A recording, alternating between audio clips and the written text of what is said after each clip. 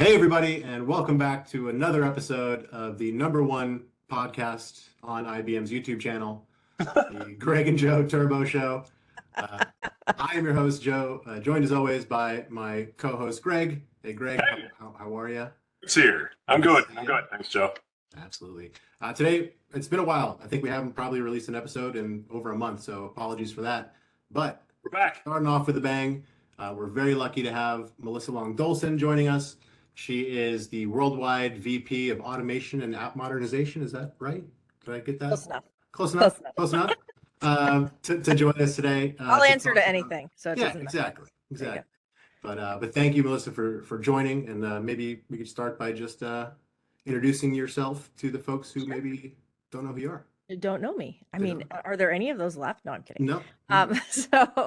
Thank you, Joe. So, yes, my name is Melissa Long Dolson, sometimes referred to as MLD, which is fine. Like I said, I'll answer to anything. It's all good. So I have responsibility worldwide from a sales point of view across a pretty good sized chunk of the IBM automation portfolio. I've had a unique kind of position over the last, we'll call it 18 to 20 months or so, where I've also had the opportunity to be the executive sponsor for our OEM relationship with Flexera. And I was part of the due diligence team that did the Aptio acquisition and the Turbo acquisition. I came into the automation worldwide team just after we completed the Instana acquisition.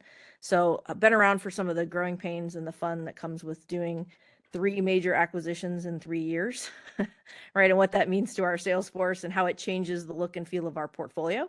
And candidly, if you look at kind of what we've been doing with IT automation, the trajectory and the changes that we've made have been phenomenal. And we've put in place some really, really cool messaging, and we've got some really great products that back up that messaging, which is fantastic. So I'm pretty lucky to be in the role I'm in. You're saying you're not really busy, is what you're saying. I'm Lots never of busy, time, right? I'm never busy. Now, usually available. my favorite part actually is I love doing the customer meetings with our reps. I love going and hearing what customers have to say.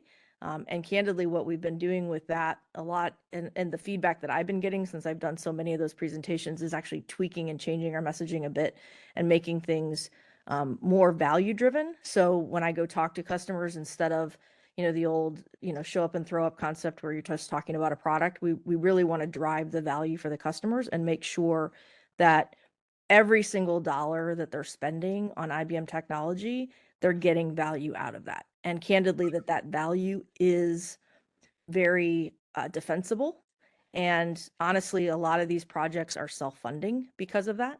So you can save so much money that you can then pay for everything that you've spent on, in these particular areas of business, whether it's IT financial management, FinOps, any of those concepts, or you can find money for other projects that maybe you wouldn't have had otherwise, which is even better for some of our customers. It's funny you mentioned that. And that was exactly my experience with Turbonomic when I was a customer of Turbonomic previously was, well, not even that, like the POV we did with Turbonomic showed us how much money we would save with a hardware refresh, that we just built that hardware refresh savings and paid for Turbo in the purchase. So Absolutely. I'm very familiar with that. It worked out very well for us. Mm-hmm. Yeah, I love it. I mean, I think when I go in and talk with customers about the concept of IT financial management, and FinOps is a component of IT financial management, right? When you look at IT financial management, it is the big picture.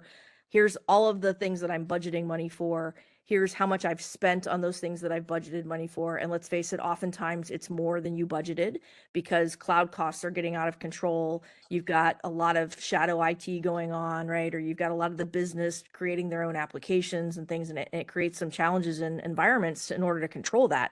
And so when I go and talk to these customers about that and I walk them through the portfolio and how these products can all work together, when you think about Aptio One being that general ledger layer and being able to tell you, here's all that money that you're spending and here's where it's going. Flexera helping you understand what you're actually using out of the products that you've spent money on, whether it be hardware, software, how that's divvied up. And then you think about the optimization that you can do with Turbonomic, as well as understanding the cloud cost with Cloudability, and you really tile that together. We really have the full portfolio. There's literally nobody else out there that can do all of those things together in their portfolio, and we've integrated them all. So now you've got a customer that before maybe they had silos, you can actually bring them together and truly show them how to create those practices within their environment and be able to do charge back and show back and really understand, be able to go tell a user, hey, you guys just overspent by $20,000 and you're coming and asking me for more money, but I can see that you're actually not using all the licenses that you just spent money on, right? These are good conversations to have because we can get rid of the waste. It's a just absolutely unbelievable value that we can provide. Yeah, and it's interesting too because, like you said, there's a lot of products in the portfolio, but it does seem that sort of IBM has had a focus of being very pointed, at least recently, in terms of sort of the acquisitions that they've made, Yep. and it does seem to be sort of aimed directly at kind of what you just talked about, right? Which is that sort of that business problem of, hey, organizations are moving to the cloud. This is hard. It's hard work. Number one, and number two, it's really expensive or can be really expensive. And so how do we meet those challenges? And like you said, I really like what you said about, sort of value selling, because I think it's really easy sometimes with a large portfolio to not value sell, right? It's like, hey, Yes. like open my code, I got all these things. What do you like? You want? Yeah, one what of do you these? want? What do you want What today? got? Yeah. What do you got? Yeah. But Exactly. Watches. What do you need? yeah, but to your point, like, the real sort of customer value is in like understanding what the business problem is and then trusting that we have a platform or a product that can serve that. And I think, I mean, again, I'm not at the top, you are at the top there, but I assume that was probably part of the strategy in terms of like a lot of these acquisitions and how we've sort of 100%. I mean, I think when we started this back with Instana, right? If you looked at what we had in our portfolio, we had basically just come out with the Cloud Pak for AI Ops. It was pretty new, and that was really replacing some older technology with network, operations insight, some other products out there, IT Cam, some other, and we didn't have, we'll call it a cutting edge application performance tool. And really, in order to properly do costing and understanding what's happening in the environment, you start with application performance, right? You have to know how the applications are working, if they're working, if there's a down, system, you have to know how those things are connected. And we were missing that. So we started with Instana, right? And we got that baseline. And I think then we added the Turbonomic acquisition to it. And from that point of view, we started getting better understanding of how the applications were performing and the infrastructure that they were using and sort of what, in some cases, what that was costing our customers. And it added another layer of understanding to what the customers were doing, and tying that to AI ops was fairly easy, right? To be able to do that, because that's kind of bringing all of the events and things together. But we were missing that cost piece, right? There was no real good way for us to be able to tell a customer, well, you've got all these technologies that you've spent money on. They all seem to be working, right? Like you want them to. But what did you spend? How do you know what you're spending? How are you controlling that cost? And I think as the business has become more, as it's needed IT more, right? And you think about IT as kind of every company is an IT business at this point, right? There's no companies out there that aren't. So as you think about that, the business itself, who are the typical users of the applications, started going out and looking for things on their own and building things on their own. And so that cost has gotten out of control. There's no real understanding of what they actually own anymore. I think if you were to go in and, do scan people's environments, you'd find all kinds of applications that you didn't know you had. You'd find all kinds of licenses that were bought under the clip levels, right, that these customers have. And so I think we were missing that. We did not have that in the portfolio. So we couldn't walk into our customers and say, hey, you spent $100,000, but I can defend every single dollar that you spent, and I know exactly where it went and what it's being used for and who it's being used by. There was no way for us to do that. So that was where the Apptio, piece came in. And quite frankly, that's also where the OEM for Flexera came in, because we wanted our customers to be able to understand where the usage is on those assets. It's great to know what you spent. It's great to know what you plan to spend. But if you don't know how they're being used, you might still be wasting money. And if you look at there's a couple of really good examples out there where there's a customer that's using Apptio 1 and using Flexera together, and they've saved like $500,000. I'm sorry, $500 million, excuse me, over the course of the last 2 years, just by bringing those pieces of data together on the licensing costs and things that they were putting money towards. I mean, that's a huge amount of money, huge, right? Think of all the things you can fund with that. So from that point of view, that was what we were definitely missing that. And so as we started making the acquisitions and even creating those partnerships, it was all about bringing all of those capabilities to our customer, because you can't really provide a good service, which IT service, IT departments are service providers, you can't really provide the good service without understanding the cost associated to it. Right. Yeah. And a lot of That's customers, big a lot of our customers want to turn IT into a kind of a money-making business, right? So that they can actually come back and be fund it. able The only way to to do charge that. back, right? And you need to know who's using what to accurately do Exactly. that. Right, right. Exactly. I will say IBM definitely picked the best platform out there. I mean, Yeah. We but did. We did for sure. but it does bring up a question, and I'm curious to get your take on this because, at least with Turbo, and I think to some degree with Flexera as well, like before the acquisition, we almost, I don't want to say we were competitors because we're not, but there was a lot of that sort of cross marketing where we're like, oh, we do this and then we do this. And the reality is, like, now that we're all under the same umbrella, we can actually kind of let our guard down a little bit and be like, well, actually, you guys are really good at this, and Yeah. like we're really good at this. So how important is that messaging now going forward for like existing Turbo customers or existing Aptio customers who have been told, oh, we do all of that already? It's imperative for us to go have that conversation Yeah. candidly and reset that expectation, because I mean, I'm pretty blunt. I mean, Joe, you've seen me do this. I'll be very honest, right? With reps, with customers, you guys did compete, right? I mean, Turbo and Aptio competed. Yes. And there's a lot of customers out there.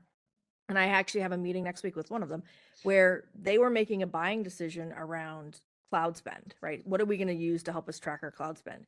And they were looking at Turbo and they were looking at Aptio at the same time. And they made the decision, in this case, they made the decision to Aptio. But now we've actually gone back in and had that conversation again and said, listen, we understand that of course neither one of them had both capabilities, right? So of course they were going in and trying to sell to all these same customers, but we understand that neither one of them actually could fill that entire bill, right? There was no way it was going to happen. I mean, if you think about it from the perspective of an IT operations person, Cloudability is going to give you understanding and, about all your, the cloud spend, and it's going to give you some optimization suggestions. But those optimization suggestions are actually financial.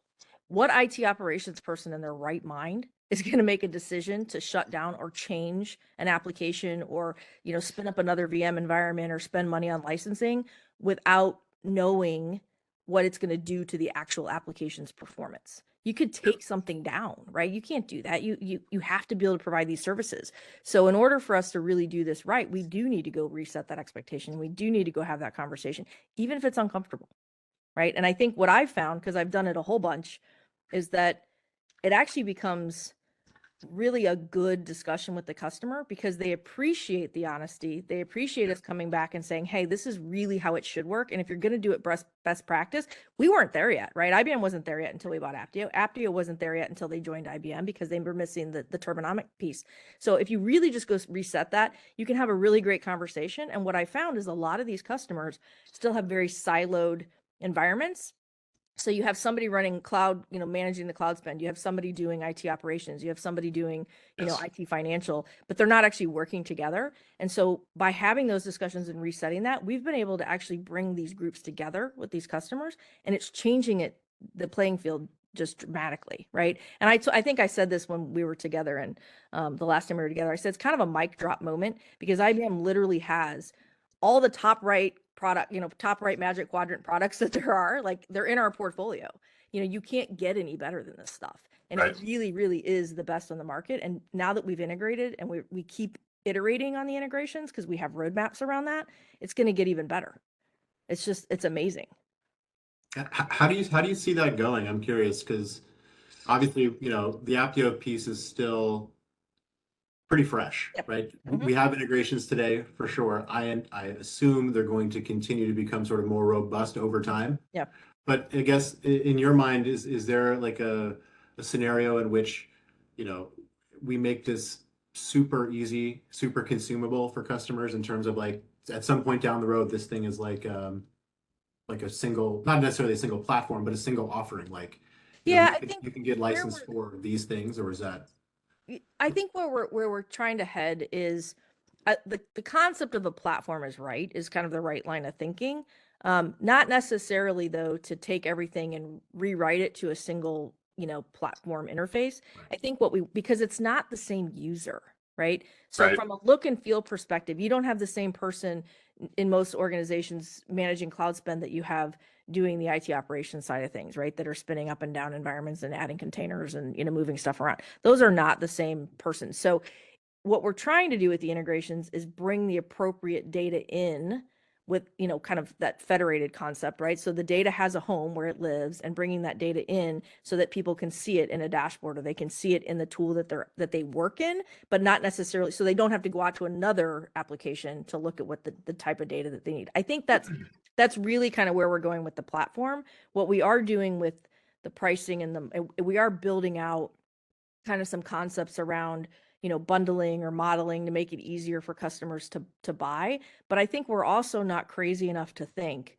that every customer is going to buy every single product of ours, right? Or that they're going to be ready to do that. We wish that was the case. I wish it was, right? But Yeah, they're going to be ready to do that day one. So Right. when I talk to customers about it, one of the biggest things I do is say, listen, and we have some really good slides around this.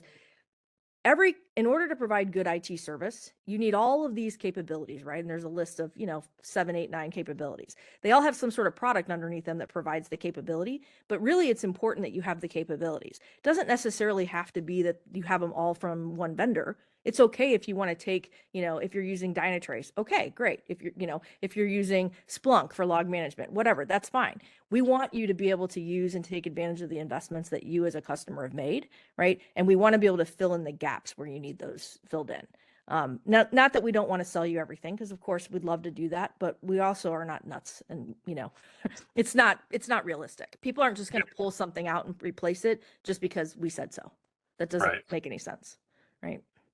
Yeah, I like that. That would help my quota, though. I'm just throwing that out there. What's that? I'm sorry. That would help my quota, but it's fine. Well, me That's too. fine. I'm telling you, I can make you cry. Mine is way better, so. I'm sorry. Go ahead. I was just going to comment on what you were saying about bringing all the platforms together, and maybe not a single unified UI, because you need to be able to cater to those different personas, right? Yeah. The application owner wants to be able to see that information that's meaningful to them, and the infrastructure teams don't want to expose everything that's going on behind the curtain, because sometimes it could be a distraction, right? You see a metric that's high here, and as an infrastructure engineer, you look at that and you say, that's not really it. I'm not going to be distracted by that. And besides which, Turbo's going to have the answer for that anyway. So don't pay attention to that. That's sort of the crux of where I'm at with my customers right now is, how do I expose this information in a meaningful way to them, to the application teams, without stepping all over the infrastructure teams and causing more work for them, distractions and meaningless noise that's happening in the environment. And at the same time, bringing those teams together, to make sure that they're collaborating. Well, and I think that's the key. Yes. That's the hard, that is by far and away the hardest part. Yes. Because they all have different KPIs that they're measured on. And everybody has a different viewpoint. If we can find a way to get them to talk to each other so that we can automate actions, that's where the real cost saving starts to take off as well.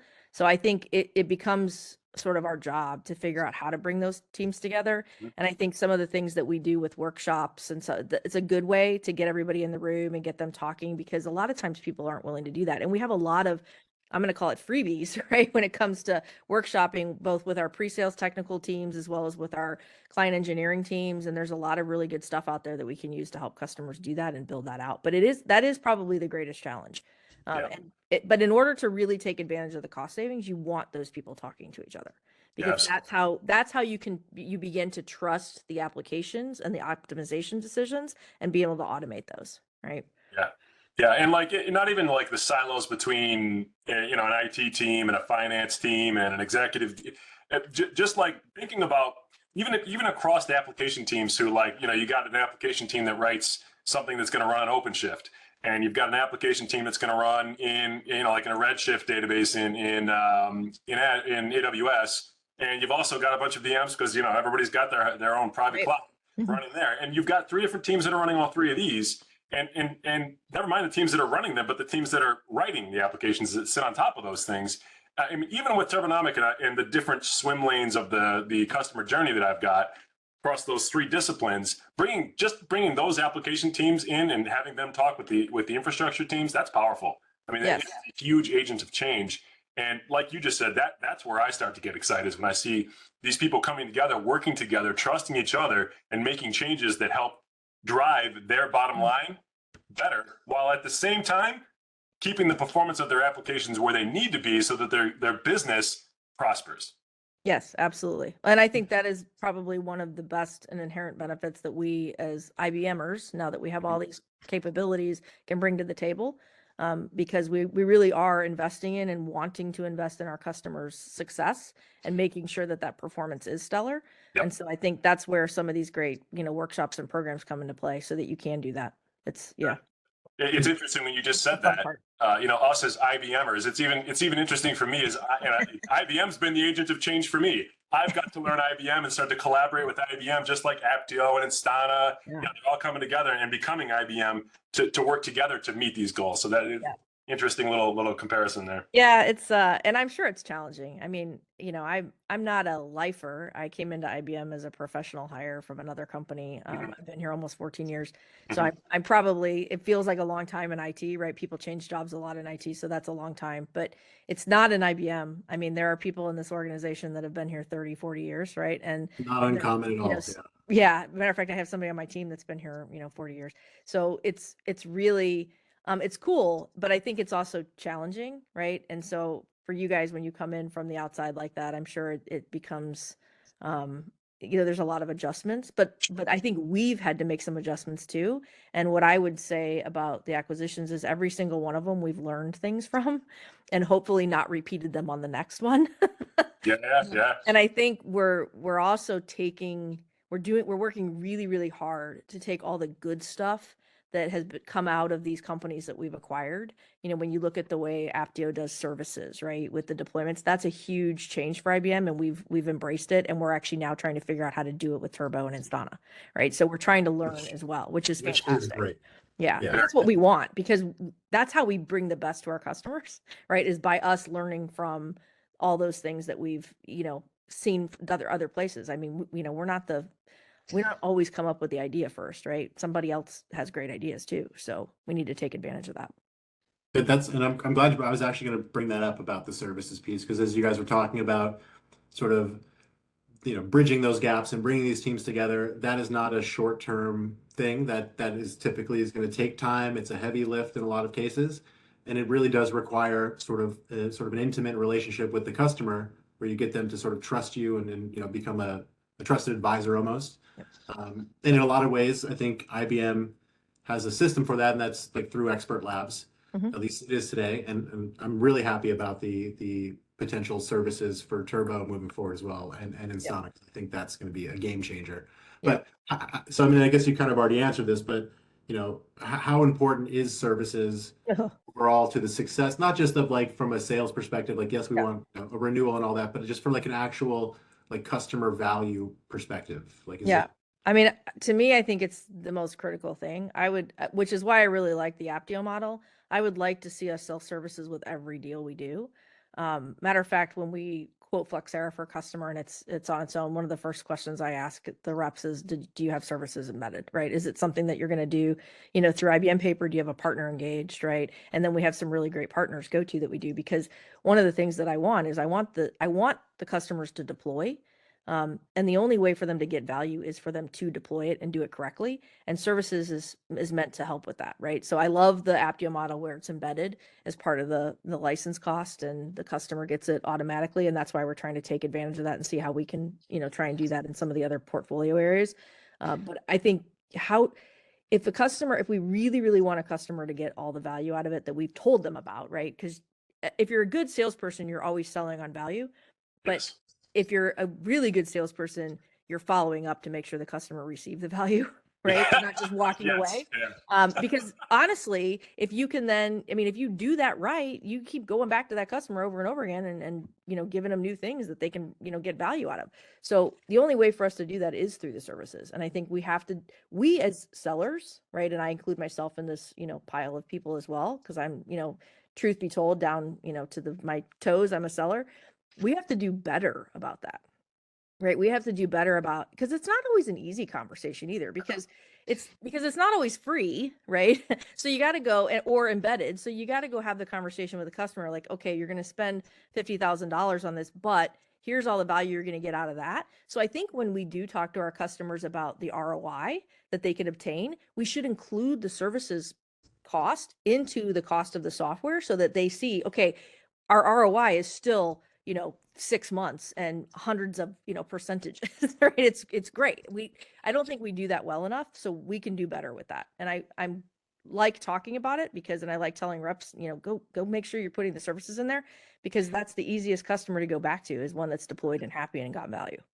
And Right? it helps with like a lot of the ELA stuff too, right? I mean, Absolutely. because it's not uncommon when, you kind of just sell something, and not just any of the products we're talking about, but just in general. Like you said, if you're not following up to see if folks are getting value, then you're running a risk of being shelfware. And then there's, That's right. and you can't, and then you can't like regain that trust for that product next year, because they're like, Yep. we didn't even use it. So it doesn't matter how good it is. Like, it's a harder hill to climb now. Yeah. Be like, hey, let us kind of double back on that. I would say when I was in the field, I did two things. I didn't do everything well, but I did a few things well. But a couple of things that I felt like really netted me massive benefit. And the benefit wasn't always monetary, right? Sometimes it was just the fact that, you know, I could always call that customer and, walk in the door. But I think the things that I tried to do is I always tried to include services because I wanted the deployment. And then I spent time sitting on the project management calls associated to the projects. I would get on those just like any other person that was on the expert lab side of the house. And I would also have regular meetings, once a month meetings with my customers to sit down and go through any open cases and problems that they had. And I spent time making sure that those things got resolved. And I will tell you, it netted really, really great customer relationships. And candidly, when I changed jobs to come to IBM and I was updating my resume, all of my references were customers because I spent the time to do that. And I think sometimes, it's always about, the sale, and it's hard on salespeople because they have quotas and they're measured based on that. And but if you do it the right way, you have time for all of it, and you'll end up getting a much better result because the customer will be happy.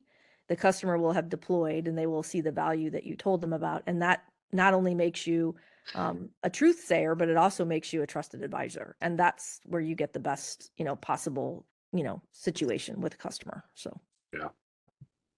That is pretty awesome to have all customer references on your resume. I still talk to them. So, And that's great. I mean, but yeah, but like you Yeah. said, that is the mark of not just a good salesperson, but also, a relationship manager. Yeah. And, you have a genuine interest and care in their success. I think you want to be a good person, not just a good salesperson. Right. Right. Yeah. That's kind of the way I look at it. I mean, Yeah. and It's funny you mentioned that. I was just talking to somebody this morning about, friends that I've made in my previous role as a decision maker and buying things from salespeople. Like I've made such good friendships over the years going through those motions, and the ones that I stick around, the ones that I keep around are the ones that helped me to get the value out of those things, to make sure that I was getting what I was paying for. The ones Right. that just showed up, sold me something and left, I never talked to them and I didn't want to. Right. People are human. I mean, think about it. A procurement manager, an application owner, a CIO, a CTO, a CFO, they're all people, right? Yeah. I mean, and people buy things from people that they like and trust. It's very, very simple. I mean, it's the model is so easy, and it's not really that hard to be the right kind of person, and part of that is ensuring that value is always achieved. So, and fixing it if something's wrong, right? That's the other thing. Like, don't run and Owning it, hide. not hiding it. Yeah, not hiding from it. Take the call, take the call. You're gonna get yelled at. It's okay. Just have thick skin and take it and move on, right? And go fix it. Yes. Yeah, for sure. People buy things from people they like. It's so true. I mean, I think again, like we have a tendency to try to like overcomplicate these things, but it really is that simple, right? Like, Absolutely. yeah, it can be that easy. Cool. So, I mean, I guess, I know it's Friday for the record, and it's late on Friday, so we'll wrap this up shortly. But I guess just forward looking, I mean, again, with all the recent acquisitions, Instana, Apptio, Turbo, clearly that's sort of the FinOps play, if you will, right? The ability to kind of provide value around that specifically. FinOps is still pretty new, I guess. I mean, it's still like a newer concept. How far along do you think a majority of folks are in that journey today? And I guess how far out do you think we are from a place where like it's kind of commonplace to have a very mature FinOps practice as an organization. I know everyone wants one today, but that's a good question. I mean, and I'm guessing, right? I'm not right, of course, yeah. Just yeah, I mean, based on my you travel a experience. lot, right? Yeah, based on my experience, and I do travel worldwide, and I do get an opportunity to see a lot of customers. I would say maybe 10% of our customers have a FinOps practice, right? And a real practice. There's probably another 20 to 30% that are actually embarking on some sort of RFP process or journey to try and create one. I would say it's a very small number. Like, I don't even know, like infinitesimally small percentage that actually has a practice that is multidimensional. And when I say that, if you really want to do FinOps right or IT financial management right, it's cross-functional teams getting together. So it's IT operations, it's finance, it's procurement, it's the asset management teams. It's, all these people have to get together and really work together around, making sure that you're getting value at all stages, right, in that process. I would say it's really small, like maybe less than 1% of our customers that actually have done that. Right. So, and that's where one of the benefits that we can provide, because as we were talking earlier, if you bring all these groups together and you get them in a room, and I will tell you, like, I have one customer right now where I'm going on the third meeting, and we're probably finally getting the right stakeholders. Like the first meeting, it was like one little silo. The second meeting, they're like, oh, we should have brought this person and this person. So then it was like, okay, no. And then we get to like the second meeting, they're like, oh, wait a minute, we forgot this guy. We forgot. And so now we're finally getting the stakeholders. So we're kind of like, it feels a little like we're repeating ourselves sometimes, but we keep learning things from the meeting. So every time we do another one, we add something else into the dimension in the picture. But I think we're finally getting to the point where once we get through this next group and we've got everybody, now we can actually get down to brass tacks and figure out, okay, if you look at the set of potential issues that you're having, let's prioritize those. And then one of the things that I've been telling the reps too around that is like, try and understand that, listen, right? First, listen what the customer's telling you, and kind of document the problems that they're talking about, and then help them prioritize those so that you're starting with something that's manageable. Because one of the best parts about this portfolio is that there's no right or wrong starting place. You can legitimately start anywhere you want, and it doesn't matter which one, right? They all have value, they all have ROI, they all save you money. It just depends on what's most important. And so I think we can help our customers do that, but it's like, there is so much opportunity for our customers to pull this all together and to do that. It's just it's a really small percentage, in my opinion, but what I've seen. So hopefully that answered your question. I think it was for sure. And I think it's a great point too. Like you said, a million ways to get started. The important thing is to get started, but also to not try to do everything all at once. Yeah, boiling the ocean, you don't usually usually successful. Right. Exactly. So I think that is great advice for customers, for sellers, for everyone really. Yep. And there's the one thing I'm taking away from this is be a good person. Because, well, if I've given you nothing else, that's it, right? That's it. Be a good person. Yeah. I live every day that way. I have, I don't know, like, I'm not a super religious person, but when my oldest went to Catholic school and they always said WWJD, what would Jesus do? Mine is DD, what would my dad do? So that's the way That's a good North Star, right? That's how I live my life, right? Yeah. I love that. Absolutely. I love that. I'm gonna have to ask my daughter if she says that to herself. Well, yeah, I will tell you. I mean, I did it before he passed away, but after he passed away, I realized how much stuff I learned, right? So so it's important to me. I take it every day. So that's amazing. Well, Melissa, again, you are the busiest person that I've met at IBM, and I feel like every time I'm trying to make something, it is for sure. It's good. Yeah, I'm glad. It's really more a way of saying thank you for making the time to jump on with us. And I'll come back anytime, you guys. All right. I love it. I love it, right? She said she'd come back. Yeah, this is recorded, right. so that's like you got the yes, so go, right? Yeah, just take the yes. All right, hey, cool. But we really do appreciate you joining, and for everyone watching, look out for some more great stuff coming. Right, today was really kind of meant to kind of set the table, high level stuff, and we have some great episodes coming up, diving into Apptio, diving into Flexera, to Instana. So stay tuned for that. And in the meantime, obviously, if you want any more information about any of the products that we discussed today, check out our community pages. And with that, I hope everyone has a great weekend. And Absolutely. remember, just be a good person. Right. That's right. See you guys in the next one. Thank you, guys. Thanks, Take guys. care.